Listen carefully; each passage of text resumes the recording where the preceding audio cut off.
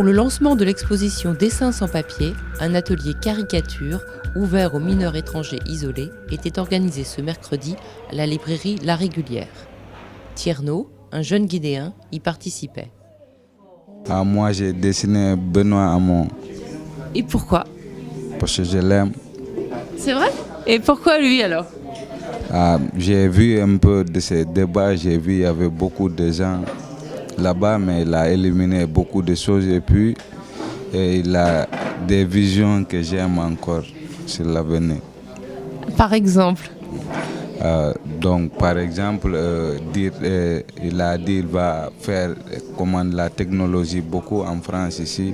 Et plus généralement, est-ce que tu aimes dessiner ?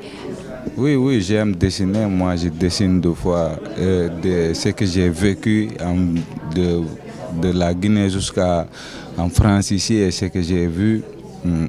Mais oui, j'aime dessiner. Parce qu'à travers le dessin, les gens qui ne nous écoutent pas, peut-être ils vont voir les dessins et savoir ce que nous voulons ou bien ce que nous avons réussi.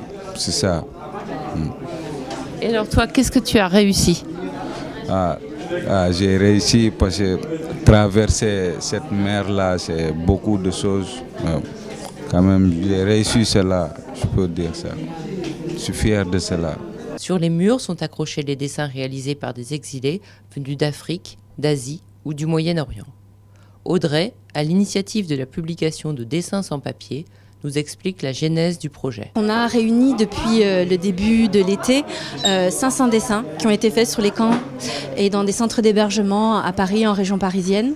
Et aujourd'hui, on les réunit dans un livre dont les bénéfices iront à des associations qui aident les migrants sur le terrain, des associations ou des collectifs.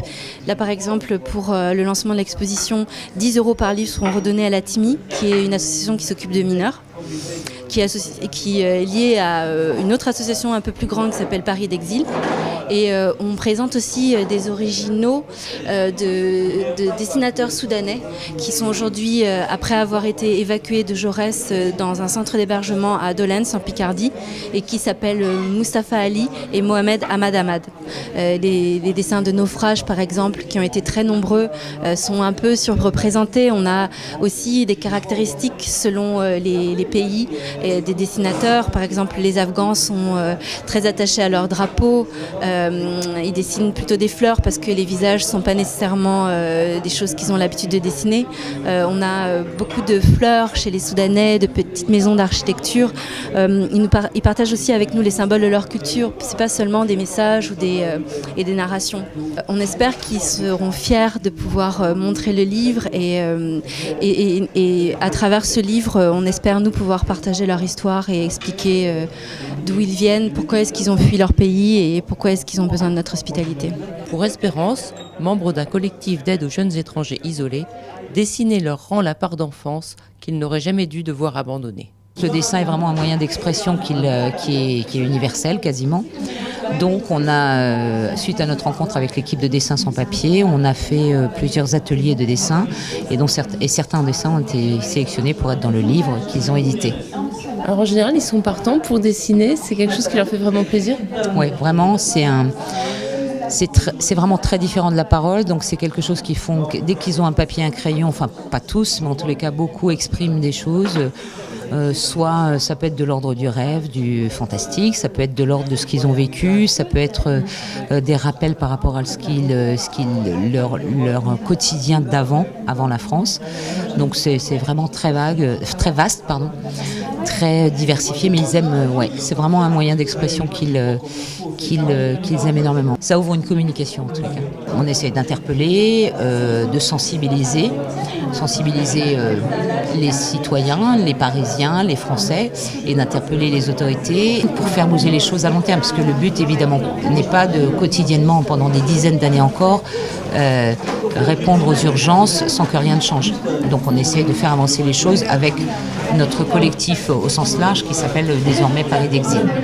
Et alors justement, est-ce que ces œuvres d'art qu'on trouve dans ce livre, Dessins sans papier, sont un moyen aussi politique de faire changer l'image de ces jeunes et moins jeunes d'ailleurs exilés? Évidemment, tout ce qui vient d'eux sera toujours plus fort que ce qui viendra de nous.